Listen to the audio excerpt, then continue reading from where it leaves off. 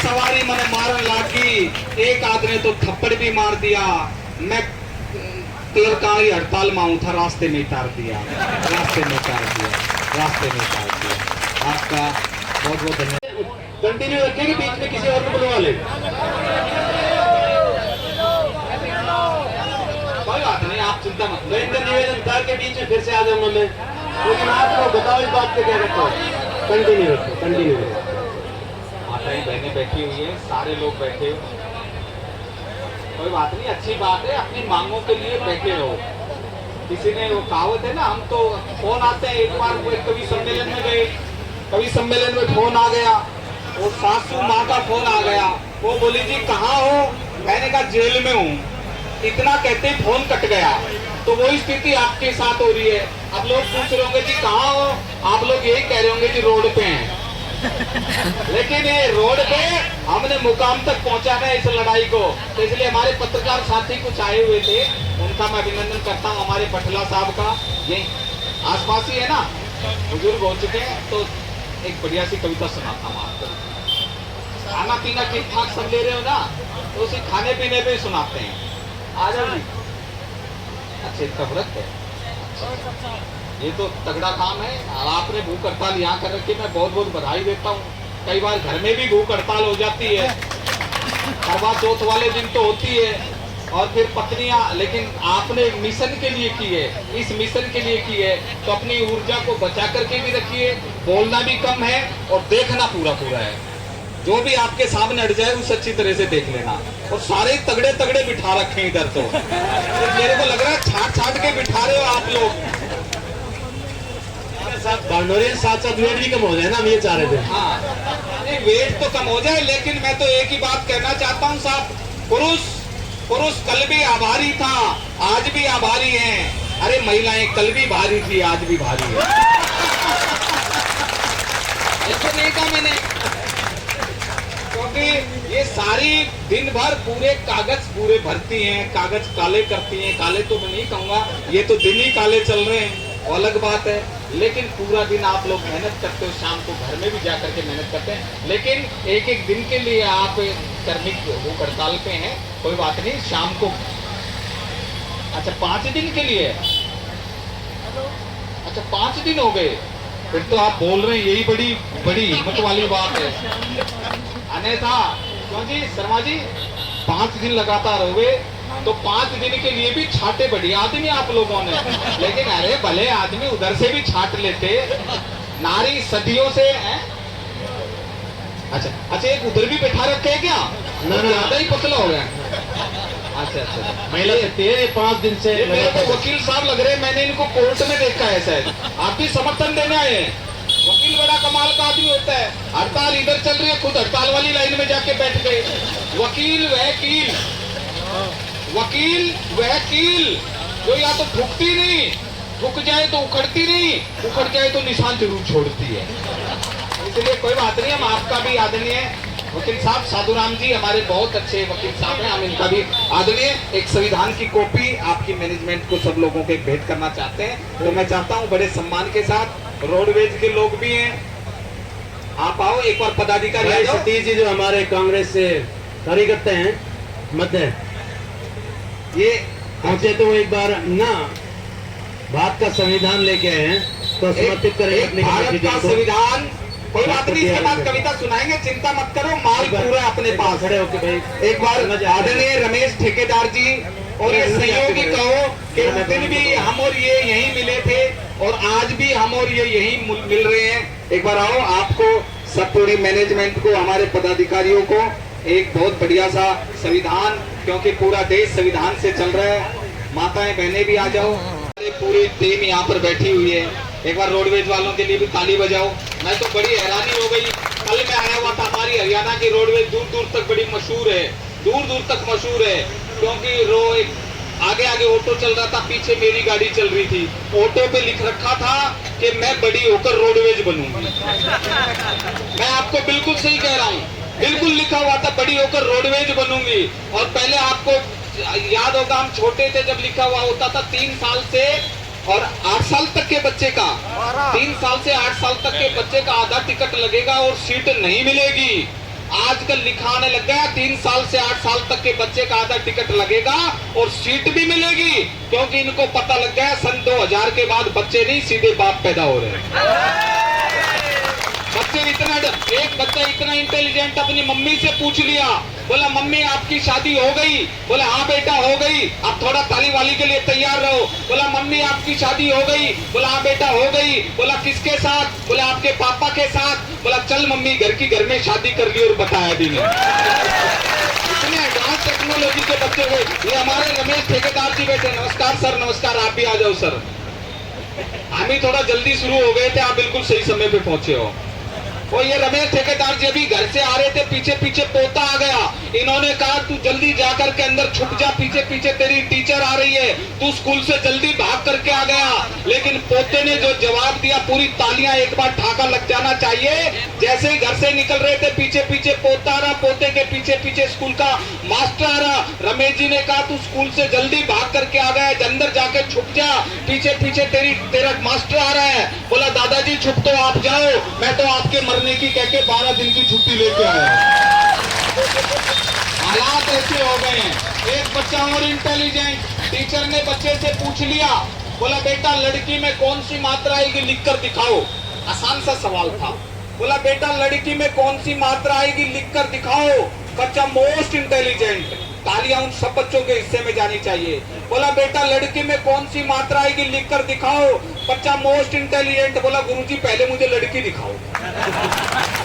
बोला लड़की देखकर क्या करेगा? बोला मैं लड़की देखकर ही मात्रा लगाऊंगा, बड़ी हुई तो बड़ी, नहीं तो छोटी लगाऊंगा। हालात ऐसे हो गए। एक बच्चे इतने इंटेलिजेंट हो गए तो उनकी माताएं कितनी इंटेलिजेंट होगी। वो एक बच्चे की नोटबुक में टीचर ने लिख दिया कि आप अपने बच्चे को स्कूल में नला दला के भेजा कीजिए, आपके बच्चे में बहुत बदबू आती है। अब बच्चे की माँ भी मोस्ट इंटेलिजेंट, अगर बच्चे की माँ ने सही जवाब लिख दिया हो तो ताली वाली अब की बार अच्छी आनी चाहिए। बोला आप अपने बच्चे को स्कूल में नला दला के भेजा कीजिए, बच्चों में बदबू बहुत आती है। बोला मैडम हम अपने बच्चे को स्कूल में पढ़ने के लिए भेजते, सूंघने के लिए नहीं। ये हालात जब ऐसे हो गए हैं, बच्चे इतने इंटेलिजेंट हो गए बच्चों के। एक बच्चा तो और मोस्ट इंटेलिजेंट, बोला मम्मी मैं बड़ा होकर एयरफोर्स में लगूंगा। बोला बेटा बहुत अच्छा है मैं। बोला फिर क्या करोगे? मैं बोला उसमें एयरफोर्स में लगूंगा, फिर मैं हवाई जहाज उड़ाऊंगा और यहीं से ले जाऊंगा। माँ ने भोलेपन में पूछ लिया, बोला मुझे कैसे पता चलेगा ये मेरे बेटे का हवाई जहाज जा रहा है? बोले माँ चिंता मत कर, जब यहाँ से निकलूंगा तो ऊपर से बम फेंक दूंगा। बच्चे भगवान का रूप होते हैं, इतने इंटेलिजेंट बच्चे हो गए। एक बच्चे की माँ ने कहा सामने पड़ोसन से एक कटोरी चीनी ले आ, एक कटोरी चीनी ले आ। अब बच्चा चला गया चीनी लेने के लिए। उसने जैसे ही डोरबेल बजाई, सामने से आंटी आई। बोले आंटी जी मेरी मम्मी ने एक कटोरी चीनी मंगाई है। आंटी मोस्ट इंटेलिजेंट थी, वो बच्चे को पपोलती हुई सर पे उचकारती हुई लेके गई। बोला बेटा और मम्मी ने क्या कहा है? बोला मम्मी ने कहा था सामने वाली वो चुड़ैल ना दे तो बगल वाली डांग से ले आना। हालात जब ऐसे संस्कार हो गए तो बच्चे भी स्वाभाविक है, बदलाव तो होगा ही होगा। और हमारे जब रिश्ते नाते बिल्कुल प्रभावित होने लग गए आजकल की परिस्थितियों से। लेकिन मैं ये कहता हूँ आप ऐसे तनावपूर्ण जीवन में भी हास्य को कभी मत छोड़ना। किसी शायर ने कहा है एक पूरे शहर में 100 डॉक्टर और 2 कवि बराबर है। आप एक शहर में 2 कवियों को छोड़ दीजिए, वो भी दोनों कवि हास्य के होने चाहिए। वो हास्य कवि पूरे शहर को स्वस्थ रखेंगे, ऐसा कहा गया है। हंसना सेहत के लिए बहुत जरूरी है। रिश्ते नाते कैसे प्रभावित हो गए हैं। पति पत्नी का अक्सर झगड़ा हो जाता है, तो झगड़ा हो गया, पत्नी वो मर गई झगड़े में।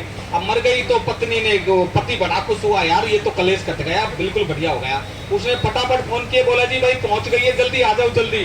सारे आ गए, सारे उठा करके पत्नी को लेकर के चलने लगे। सारे दुख में तो यही कहा जाता है राम नाम सत्य है, राम नाम सत्य है। लेकिन यहाँ भी हाथ से कैसे निकलता है, ठाका लगाना की बार। सब लोग अर्थी उठा करके चल रहे थे, सब यही कह रहे थे राम नाम सत्य है, राम नाम सत्य है। लेकिन जाते जाते पत्नी जो है वो एक पिलर से टकरा गई, जो उसकी वो जो कंधे पे लगा रखी थी, क्या बोलते हैं उसको, अर्थी।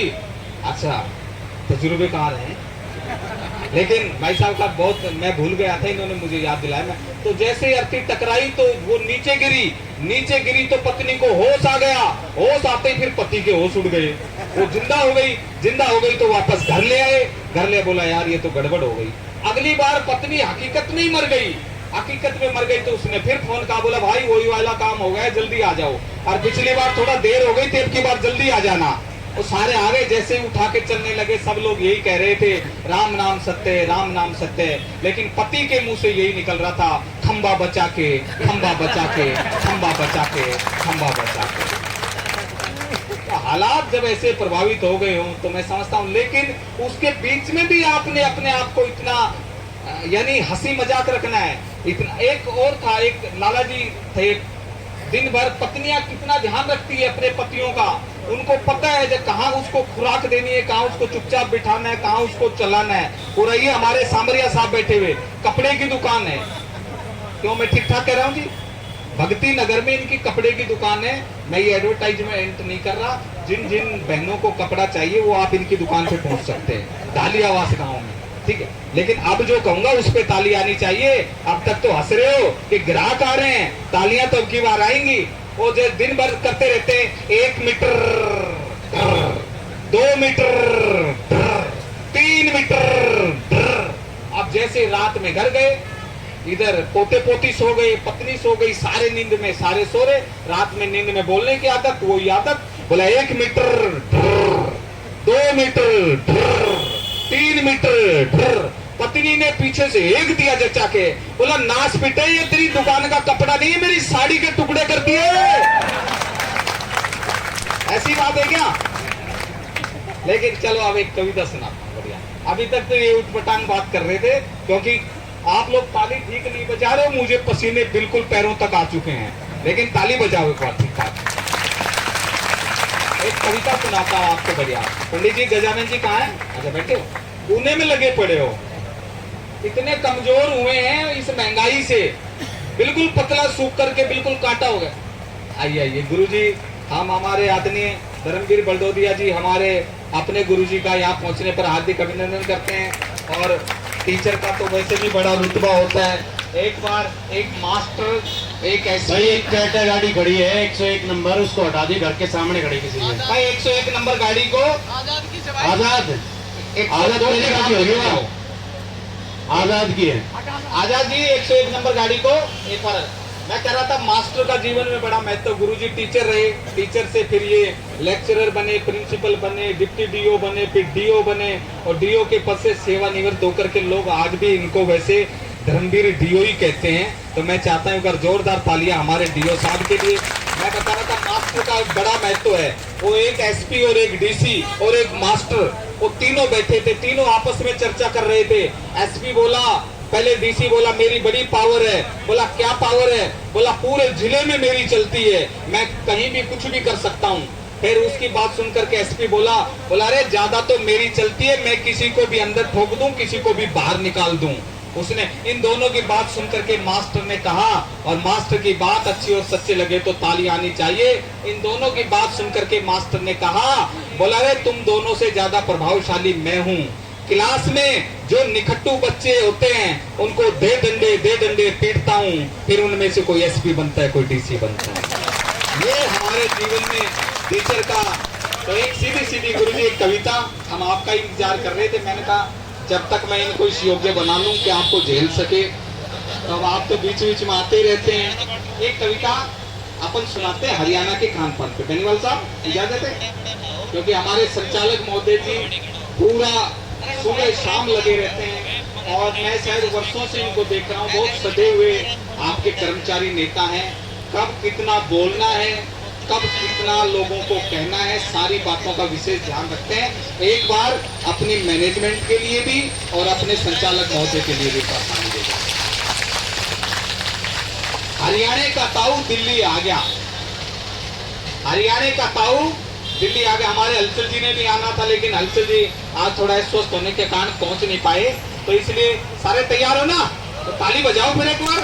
136 AF 101 नंबर है भाई, वो हटा दो, घर के सामने है वो गाड़ी। भाई गाड़ी हटा दो एक बार। नहीं ये आजाद की नहीं थी, आजाद की नहीं भाई, वहाँ नहीं, वो गाड़ी आजाद थी।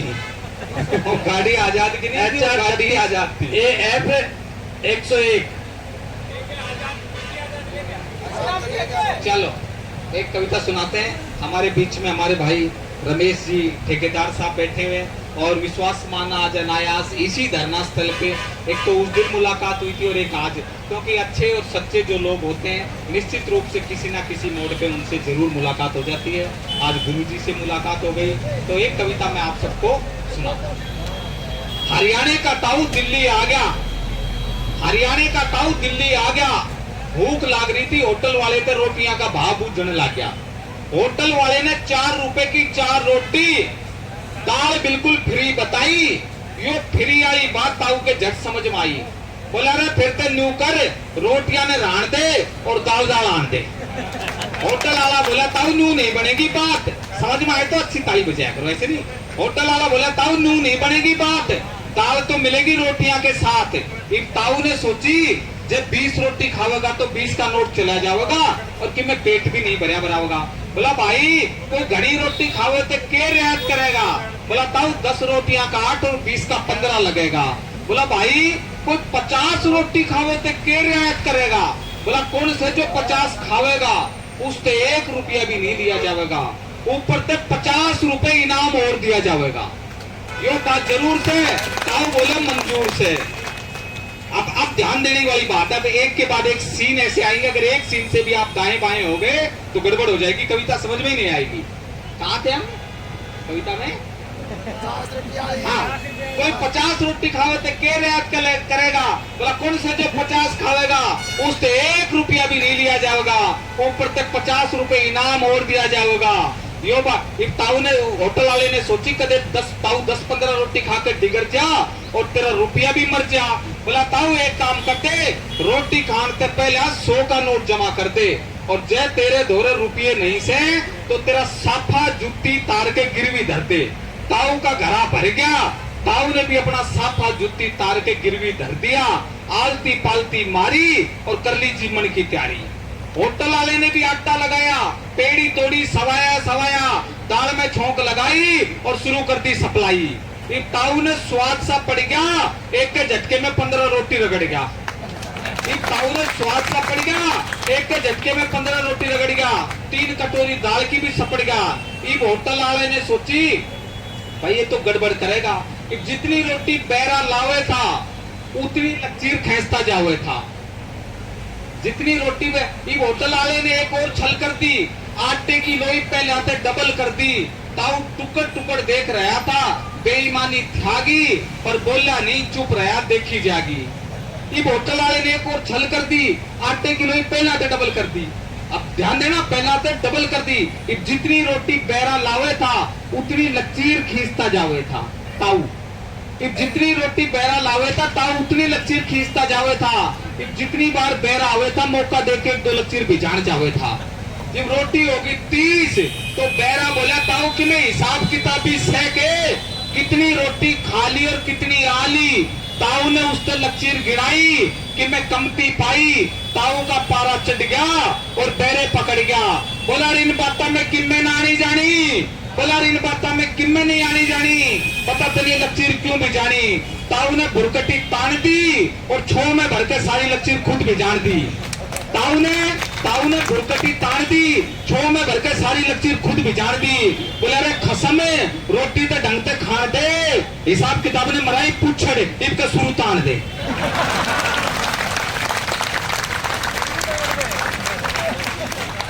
बोला रे हिसाब किताब ने मराई पूछड़ इनका शुरू तान दे। इब होटल वाले ने सोची भाई चाला हो गया, 2.5 से राते का गाला हो गया, सांप सा डस गया, सोची कड़े फंस गया। आया ताऊ धोरा ले आया, ताऊ की जूती जाती साफा सूफा। बोले इतना पीछा छोड़ तू मेरा फूफा। ताऊ बोले न्यू कुकर जाना भाई, इब्बे तो 20 रोटी से पकाई, पहले तो 20 की 20 खाना और पाछे 50 का नोट लेकर जब जाऊंगा। होटल वाले ने भी झट 50 का निकाला और ताऊ की जेब में डाल लिया। बोला ताऊ बोला रे सुन भाई होटल वाले, आन दो के चक्कर में मेरे गांव वाले कहेंगे चलने दो, मुझे लंबा लिटा दोगे लगे रहे। लेकिन चलो एक कविता में आपको बहुत अच्छा, लेकिन एक वादा करो, जिस दिन तुम्हारी जीत हो, जिस मकसद के लिए तुम चल रहे हो, जिस एकता के साथ यहाँ पर बैठे हो, उसी एकता के साथ एक जश्न का कार्यक्रम होना चाहिए जिस दिन तुम मिशन में कामयाब हो जाओ। और उसमें 2, 4, 5 अच्छे कवि भी आने चाहिए। कवियों के नाम पे ताली हल्की बजाओ, उधर से तो बजी नहीं रही है। हैं? हाँ, चलो एक कविता आपको मैं और सुनाता हूँ। एक कविता है हरियाणा की ताई, क्योंकि बहुत से लोग सोचेंगे ये हरियाणा के आदमियों की बात करती, महिलाओं की बात नहीं करी। अब हम महिलाओं की बात करते हैं, ठीक है जी, इजाजत है? दोनों को बराबर रखेंगे, क्योंकि जीवन में 2 माओं का बड़ा महत्व होता है। एक माँ शेरों वाली, दूसरी माँ फेरों वाली। हंसने हंसाने के लिए हमारे सांवरिया जी का पूरा मैदान साफ हो चुका है, सारे बाल यहाँ तक हो चुके हैं। मैंने कहा क्या बात, बोला यार तू ही तो स्टेज पे कहता है जीवन में 2 माओं का बड़ा महत्व होता है, एक माँ शेरों वाली और दूसरी माँ फेरों वाली। शेरों वाली माँ हाथ फेरती है तो बाल मेरी तरह घने और गहरे होते हैं, और फेरों वाली माँ हाथ फेरती है तो बाल सांवरिया जी जैसे होते हैं। और सांवरिया जी आपको तो देख के ऐसा लग रहा है पूरे मोहल्ले की फेरों वाली माओं ने हाथ फेर दिया। जोरदार तालियां हमारे भगत सिंह सांवरिया जी के लिए। और एक कविता मैं छोटी सी और सुना देता हूँ। भाई एक गाड़ी पुणे हटा देना, HR 43B 6782, मेरी तेज गाड़ी निकालना 6782 गाड़ी नंबर को एक बार तत्काल प्रभाव से हटा दो भाई, एक बार जल्दी से हटा दो भाई। एक कविता आपको सीधे सीधे, शर्मा जी इजाजत है? एक छोटी सी कविता मैं और सुना देता हूँ आप सबको कि हरियाणा की ताई का किधर जाना हो गया। हरियाणा की ताई का,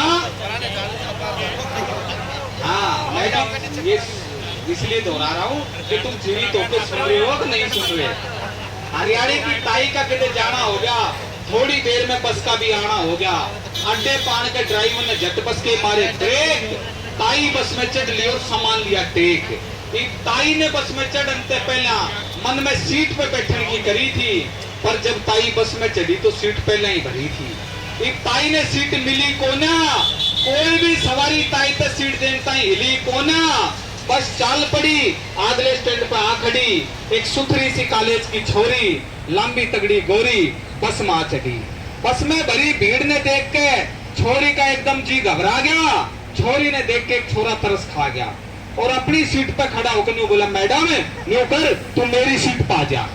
यो सीन देख के ताई का भेजा चकरा गया। बोली रे देखो लोगों किसा बखत आ गया। इतनी देर में ड्राइवर चाणचक बोल पड़ा, ताई तू मेरे दौरे इस बोनट पा जा, ताई तू मेरे दौरे इस बोनट पा जा। अब सांप डूबते को तिनके का सारा बहुत है।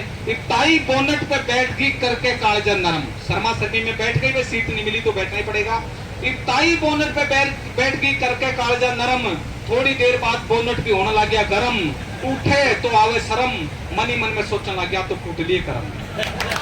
सामने वाली सीट पे वह छोरी बैठी मनी मन में मटके थी, उसकी नजाकत ताई की आंखों में खटके थी। वह छोरी ताई ने देख मुस्कुराई, बोली ताई तने कित जाना से। ताई तो पहले ही जली मुनी बैठी थी। बोली ताई तने कित जाना से, ताई तो पहले ही जली मुनी बैठी थी।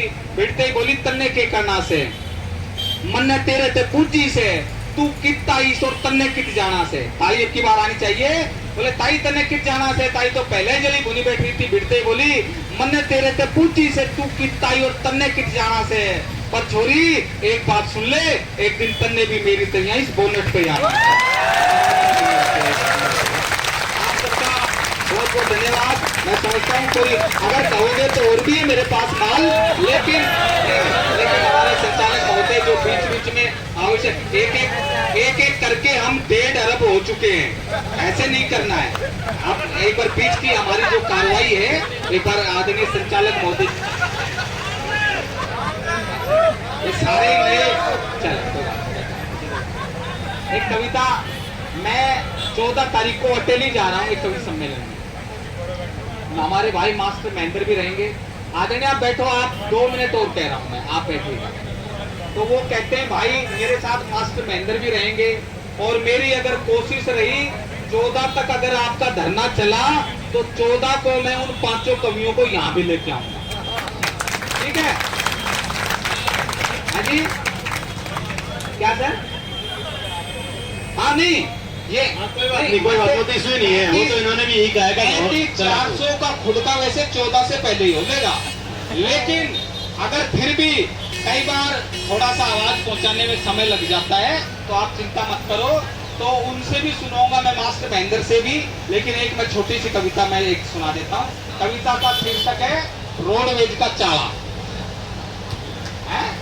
रोडवेज वाले बैठे हुए हैं, अब ये दोनों रोडवेज वाले दोनों लाइन में लग गए हैं, क्योंकि दोनों साधु लग रहे हैं, दोनों एक साथ मुस्कुरा रहे हैं। एक रोडवेज का चाला। मैं चढ़ा था रोडवेज में, भीड़ भरी। हमारे भाई, हमारे सब कवियों के और मास्टर महेंद्र के हिस्से में तालियां जानी चाहिए इसकी बात। मैं चढ़ा था रोडवेज में, भीड़ भरी थी धक्कम धक्का। मैं चढ़ा था, आपकी बात ध्यान देना है सबने, आपकी बात। जो तालियां बची हुई है, भले अपन आलोक भंडोरिया के लिए बजाओ चाहे मत बजाओ, लेकिन अपनी मैनेजमेंट और अपने लोगों के लिए और इन हड़ताल करने वाली मात्र शक्तियों के लिए, भूख हड़ताल पे जो बैठी हुई, बची हुई तालियां आपकी बार इनके समर्थन में एक एक ताली आ जानी चाहिए, ठीक है। मैं चढ़ा था रोडवेज में, भीड़ भरी थी धक्कम धक्का। मेरे मन में भी पक्की जचकी, रोड़ा होगा पक्कम पक्का। मैं चढ़ा था रोडवेज में, भीड़ भरी थी धक्कम धक्का। मेरे मन में पक्की जचकी, रोड़ा होगा पक्कम पक्का। मैं खिड़की में लटक रहा था, भीड़ ने धक्का देके एकदम ऊपर ने चढ़ा दिया। एक लुगाई ओढ़ना तो खुद ओढ़ रही थी, सारा मेरे तो उड़ा दिया। भीड़ ने धक्का देके ऊपर ने चढ़ा दिया। एक लुगाई ओढ़ना तो खुद ओढ़ रही थी, सारा मेरे तो उड़ा दिया।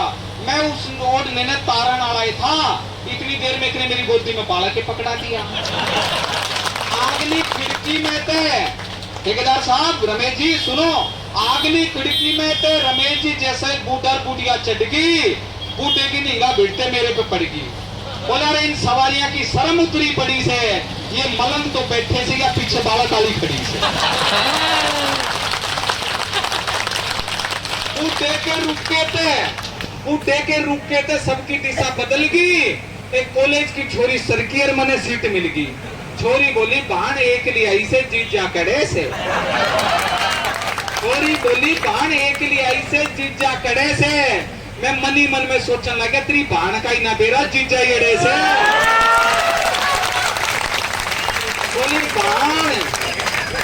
बोली बहन बहुत माड़ी हो रही से कि तेरी सासू लड़े से। एक बूढ़ी ताई बोली बेटी दिखती को ना, माड़ी होने की तुझकी बारी से, बिचारी पे जापे में तुटकारी से। बोले बाण जो तेरा छोरा गाना रोवे से, इसने छाती के लाले और ये बस में नीचे गंदगी फैला देगा, इसके तले तौलिया बिछा ले। मैं बोला जे इसने बस में गंदगी फैला दी तो कुछ नहीं होएगा, जे वो छाती के ला लिया तो गाना रोवेगा। बालक के रोने ने सारा खेल बिगाड़ दिया। बालक वाली ने बालक ले लिया, ओढ़ने वाली ने ओढ़ना उगाड़ दिया। मेरा असली रूप देख के सारी सवारी मैंने खसन लाग गई, कुछ तो मेरे तय गाल बकन लाग गई। और जिस बूढ़े ने मेरे ते सीट दिवाई थी वो बोला रे इसने मारो, साले ने बस्ते तरह मारो। बोला रे इसने मारो, सारी सवारी मैंने मारन लागी। एक आदमी तो थप्पड़ भी मार दिया। मैं क्लर्काई हड़ताल में आऊं था, रास्ते में उतार दिया। आपका बहुत बहुत धन्यवाद। थोड़ा आदरणीय संचालक महोदय